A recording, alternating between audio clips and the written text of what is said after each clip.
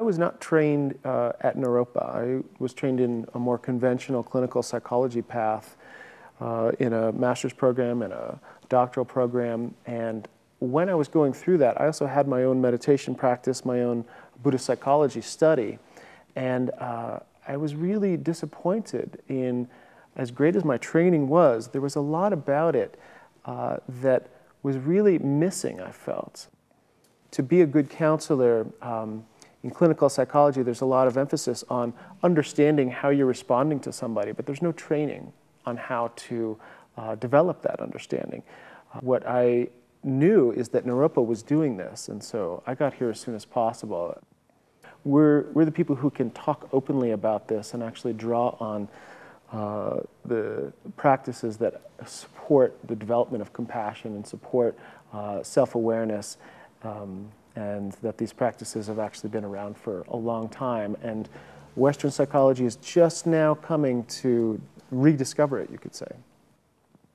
Contemplative psychotherapy is a psychotherapy form based in Buddhist psychology and meditation that really trains awareness in the therapist and helps the therapist to understand him or herself as deeply and as profoundly as possible in order to prepare one to be in the world, helping others with suffering through enlightened action. In order to know how to help somebody else, we have to have a very deep understanding of human nature and of emotions, of how our thoughts and actions are in the world, how we manifest. And so we really do a primary job of focusing on that understanding and generating that understanding at a very experiential level. So contemplative practice, in particular meditation practice, is invaluable. So we have students practice 4 or 5 hours a week, and we have individualized meditation instruction in addition to courses every semester supporting that practice. We also have a very engaged interpersonal environment. So we use a cohort model, which means that all the students that come in to the program travel through the program together, take every class together, go on retreats together, and really learn from each other. There are small therapy process groups that follow throughout the program for students, and students come to understand not only their responses to other people, but how other people might be behaving in a way that might have surprised them. They might have initially felt irritated by something, but then they come to understand that more deeply because they've had a chance to really work through interpersonal relationships.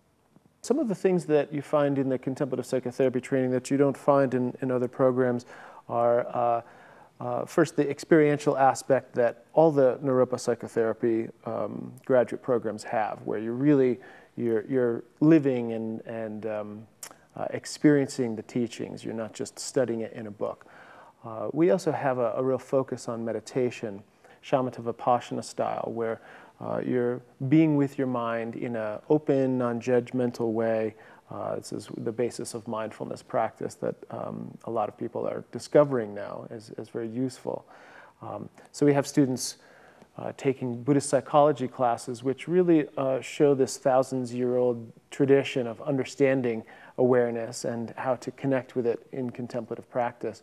The founder of Naropa University, Trungpa Rinpoche, Tibetan meditation master, came up with the term brilliant sanity, which is a way to describe this luminous nature of awareness, but also sanity, which is this very trustworthy aspect of our own minds that we can discover, and it's always there, but it can be obscured when we're having difficulties, and we can be reminded how to reconnect with it as well. We also study many different of the Western approaches to psychotherapy, and there have been some terrific advances in our understanding of how the mind works. We look at the projective nature of mind. We see how we can find our internal world in the external world, and as we can come to take responsibility for that, it becomes very helpful. We look at a lot of the mindfulness-based approaches to psychotherapy, whether it's dialectical behavior therapy or acceptance and commitment therapy, mindfulness-based cognitive therapy. A lot of these current wave psychotherapy, students are exposed to this, and they get a lot of practice in therapy sessions which are observed by their classmates, getting a lot of feedback, videotaped, audio taped. Students really actually get a chance to put their skills to use in an active and live way. Most of the students that graduate from this program do some sort of clinical work when they graduate. There's a variety of forms of that. Many people go into agency work, many people go into private practice. There's a lot of innovative programs, treatment programs that have been started by graduates of the Contemplative Psychotherapy program, whether it's residential programs helping teens or programs for helping people with psychosis or persistent mental illness. Contemplative psychotherapy graduates feel very confident and very seated, working with a lot of intensity. So whether it's crisis work or emergency services or working with trauma or rape, contemplative psychotherapy graduates have found that they can keep their equanimity and keep their compassion in the face of a lot of difficult circumstances. There are also administrative positions and supervisory positions that students end up in. There are positions in research, in mindfulness. There are a number of students who go on for further education as well, in doctoral level training, clinical psychology, marriage and family systems.